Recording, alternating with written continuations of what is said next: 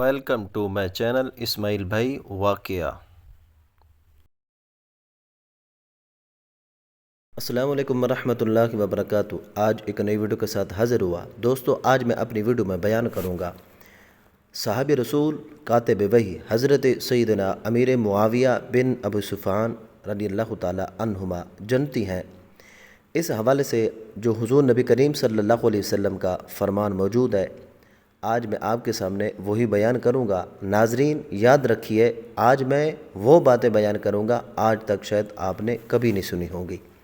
تو آپ سے گزارش اتنی ہے، ویڈیو کو سکپ نہیں کرنا، ویڈیو کو آخر تک ضرور دیکھنا ہے۔ چینل پر نئے ہیں تو چینل کو ضرور سبسکرائب کرنا ہے، ویڈیو کو لائک کرنا ہے اور آگے شیئر بھی کرنا ہے۔ سیدنا معاویہ بن ابی سفیان رضی اللہ تعالی عنہما جنتی ہیں۔ موطا امام مالک سے یہ حدیث ہے۔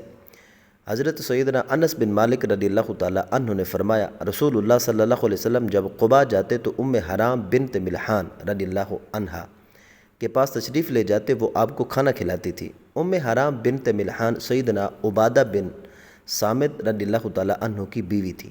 پس اس دن رسول اللہ صلی اللہ علیہ وسلم ان کے پاس تشریف لے گئے تو انہوں نے آپ کو کھانا کھلایا اور آپ کے سر کے بالوں میں ٹٹولنے لگیں۔ رسول اللہ صلی اللہ علیہ وسلم سو گئے۔ پھر جب آپ نیند سے بیدار ہوئے تو ہنس رہے تھے۔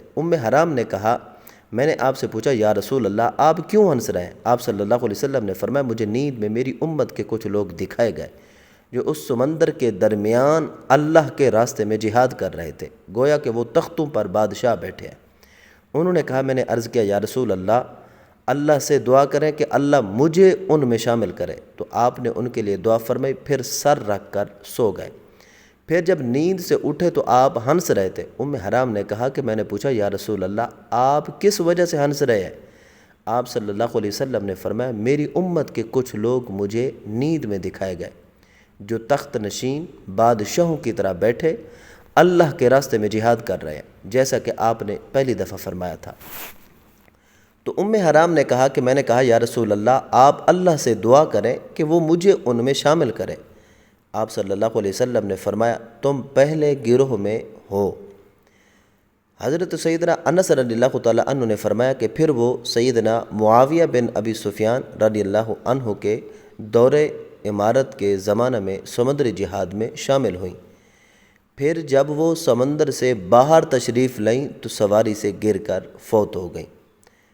اس حدیث کی تخریج جو تحقیق ہے وہ میں نے اس پر یہ ساری لکھ دی ہے، آپ بالکل اس کی تصدیق کر سکتے ہیں اور اس کا ملاحظہ فرما سکتے ہیں، اور آپ ان کتب کے اندر دیکھ سکتے ہیں کہ یہ کتاب، یہ احادیث ان کتب کے اندر صحیح سند کے ساتھ بالکل موجود ہے۔ حرام اور سلیم رضی اللہ تعالی عنہما یہ دونوں بہنیں تھیں۔ ابن عبد البر نے فرمایا کہ میرا خیال ہے کہ حرام یا سلیم نے رسول اللہ صلی اللہ علیہ وسلم کو دودھ پلایا تھا، یعنی ان میں سے ایک آپ کی رضعی والدہ اور دوسری رضعی خالہ تھی۔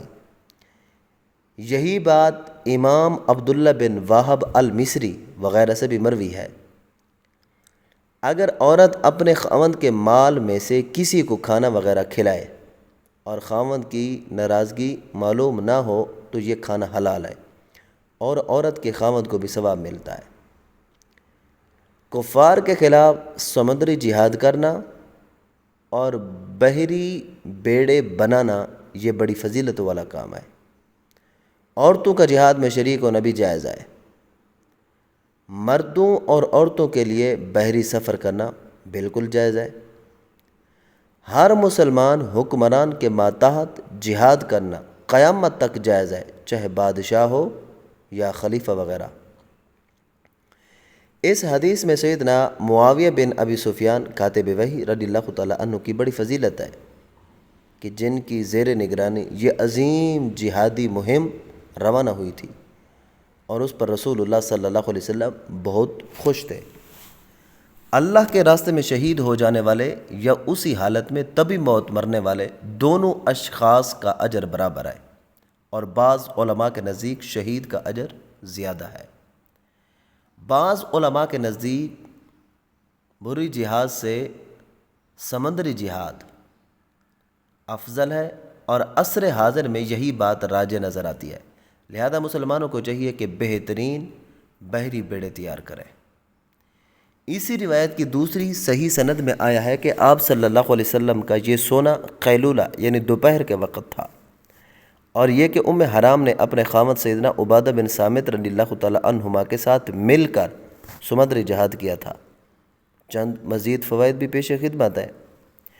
نمبر 1، سیدنا معاویہ رضی اللہ تعالی عنہ کی یہ جنگی مہم اور بحری جہاد سیدنا عثمان رضی اللہ تعالی عنہ کے دور خلافت میں تھا، اور قبرص کے مقام پر سیدنا ام حرام رضی اللہ تعالی عنہما فوت ہوئی تھیں۔ نمبر 2، انبیاء کے خواب وحی ہوتے ہیں۔ نمبر 3، یہ حدیث بھی دلائل نبوت میں سے ہے۔ رسول اللہ صلی اللہ علیہ وسلم نے غیب کی خبریں بیان فرمائی جو آپ صلی اللہ علیہ وسلم کی وفات کے بعد بعین ہی پوری ہوئیں۔ نمبر 4، جن روایات میں سمندری سفر کی ممانعت آئی ہے وہ ساری ضعیف اور مردود ہیں۔